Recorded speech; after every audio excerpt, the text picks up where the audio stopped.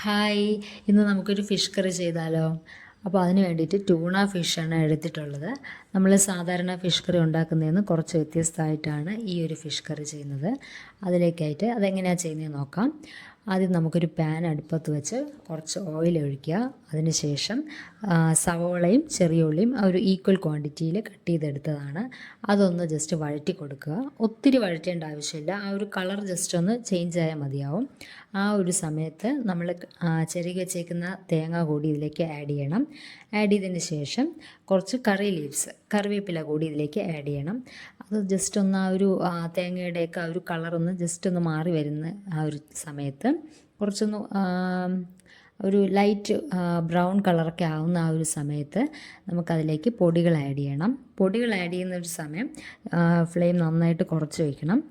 മഞ്ഞൾപ്പൊടി, മുളക് പൊടി, മല്ലിപ്പൊടി, ഉലുവാപ്പൊടി, ഇത്രയും പൊടികൾ നമ്മൾ സാധാരണ ഫിഷ് കറി ഉണ്ടാക്കുന്ന ആ ഒരു പൊടികളെല്ലാം ഇതിലേക്ക് ആഡ് ചെയ്യുക.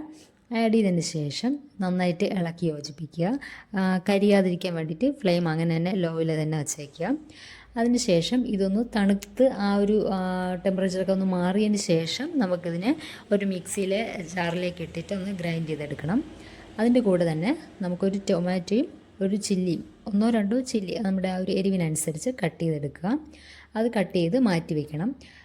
എന്നിട്ട് നമ്മൾ ആ ഒരു അടിച്ചു വെച്ച ആ ഒരു മിക്സ് ഉണ്ടല്ലോ, ആ മിക്സിനെ നമുക്ക് അടുപ്പത്ത് ഒരു പാൻ വെച്ചിട്ട് ഒന്ന് ജസ്റ്റ് കടുക് വറുത്തതിന് ശേഷം ആ ഒരു മിക്സ് ഇതിലേക്ക് ആഡ് ചെയ്യണം. അപ്പോൾ കറി ലീവ്സ് കൂടി ഞാൻ ആഡ് ചെയ്തിട്ടുണ്ട്. അതിന് ശേഷമാണ് ഈ ഒരു മിക്സ് ഒഴിച്ചത്. അപ്പോൾ ഇതൊന്ന് നന്നായിട്ടൊന്ന് തിളച്ച് വരുന്ന ആ ഒരു സമയത്ത് നമ്മൾ ആ കട്ട് ചെയ്ത് ക്ലീൻ ചെയ്ത് വെച്ചേക്കുന്ന ആ ഒരു ട്യൂണ ഫിഷ് ഇതിലേക്ക് ആഡ് ചെയ്ത് കൊടുക്കാം.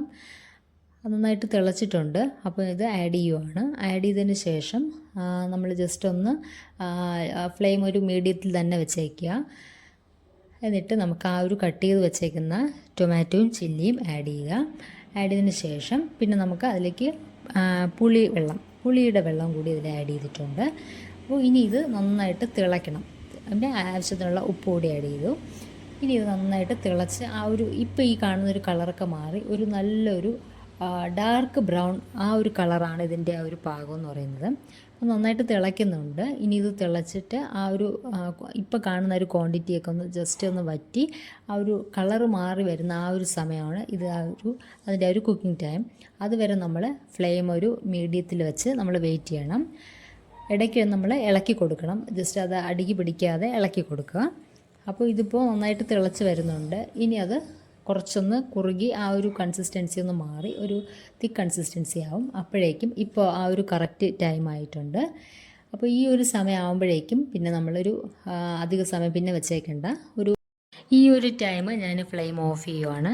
കാര്യം ഇത്രയും ടൈം ആകുമ്പോഴേക്കും അതിൻ്റെ ഒരു കറക്റ്റ് ടൈം ആയിട്ടുണ്ട്. ആ ഒരു ഫിഷ് കറിയുടെ ആ ഒരു കറക്റ്റ് കൺസിസ്റ്റൻസി ഇതാണ്. അപ്പോൾ ഇനി നമ്മൾ കൂടുതൽ കുക്ക് ചെയ്യേണ്ട ആവശ്യമില്ല. ഈ ഒരു ടൈം ഫ്ലെയിം ഓഫ് ചെയ്യാം.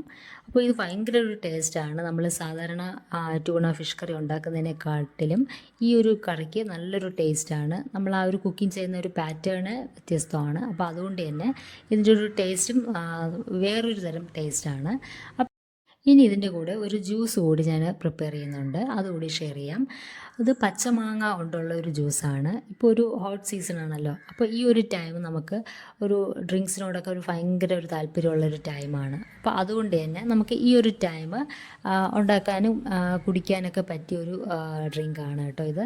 അപ്പോൾ ഇതിന് വേറൊന്നും വേണ്ട. പച്ചമാങ്ങ പിന്നെ ഒരു കുറച്ച് പീസ് ജിഞ്ചർ മാത്രമേ ആവശ്യമുള്ളൂ. പച്ചമാങ്ങ കുഞ്ഞായിട്ട് കട്ട് ചെയ്യുക.